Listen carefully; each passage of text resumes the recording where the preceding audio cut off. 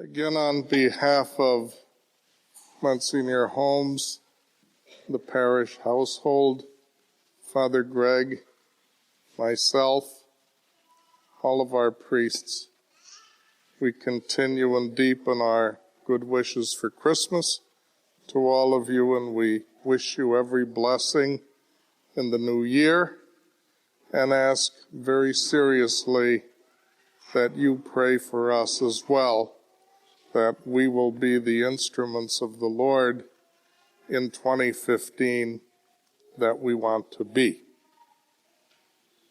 Now, the Feast of the Holy Family. We just had a synod about family in October. And next October, we're going to have another one, which tells us that the church thinks that the family is in trouble. And of course, the church thinks that the family is in trouble because it is. It's true that the family is in trouble. We're at the point where people say, well, there are as many different kinds of family as there are ideas about it in people's minds. What a family is in somebody's head. There really is no family for everybody. But lots of people have different ideas about what family is. And in the name of being inclusive, we just have to embrace all those ideas. And that's why the family is in trouble. The family is a school of love. We heard it in the second reading. Over all the other virtues, put on love, which binds them together. The family is a place of love and a school of love. And the question arises, how do you prove love?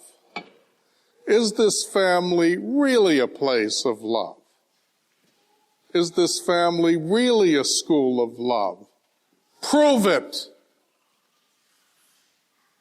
How do you prove it? By the amount of money spent on Christmas presents? I don't think so. I know how you prove it, because Jesus taught us how you prove it. And Pope John Paul the Great wrote a beautiful letter on how you prove it. And the way the truth of love is proven is through the truth of suffering. It's a hard lesson, but it's not a sad lesson. It's really not a sad lesson because it's God's plan for human beings and for the family in particular. Especially around the holidays, I cannot help notice how much sadness and suffering there are in some families. Sooner or later, sadness and suffering hang around the family life. Family life is messy. And it's the truth of suffering when family life gets messy that proves the truth of love like nothing else can prove it. The truth of suffering alone proves the truth of love. Now, in order to live the vocation to family, which is really heroic, because to accept suffering and join it to the suffering of Christ is heroic. In order to do that, the family has to be not only a school of sadness and suffering at times, but also a school of God's grace. Because only with God's grace can a family, through suffering for one another and with one another, prove the truth of love. Only with grace. In order for there to be the grace of married life, there has to be a real family. The true family. One husband, one wife, one lifetime, with openness to children. That is the family unit. That is the receptacle for God's grace. And if someone tries another way of family, that is not a receptacle of God's grace. And that's why those attempts fail. Marriages that are not open to new life are troubled for that reason. Because very often a couple in that situation has some faith and they do pray. But where there is no openness to life, the couple is saying, on one, God, come into my life and help me with this or that. Insofar as they're not open to life, they're saying to God, stay out of my life. This is my business. We can't have it both ways. You can't expect God to come in when he's already been told to get out. That's simple.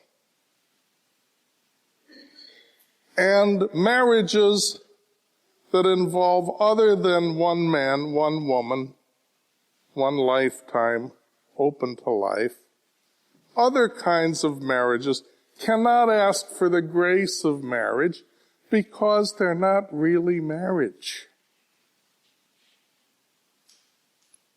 And so the divorce rate, family violence toward one another, all of those things rise up because in one way or another, members of the family have refused the grace of marriage. That's why marriage is on the rocks. That's why there are so many problems with marriage.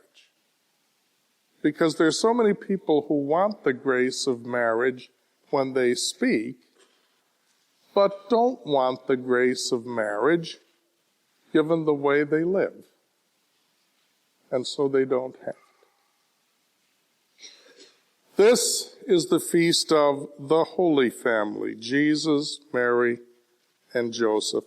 Every family is called to be a holy family. There are a lot of holy families sitting right here in front of me.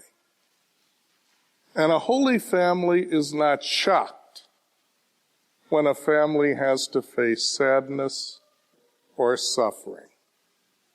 They thank God for the sadness and the suffering, saying to him, Lord, thank you for giving me this opportunity to prove the truth of love and to strengthen our family bond. Let it be so always for all of our families who are here and beyond. Praise be Jesus Christ. Now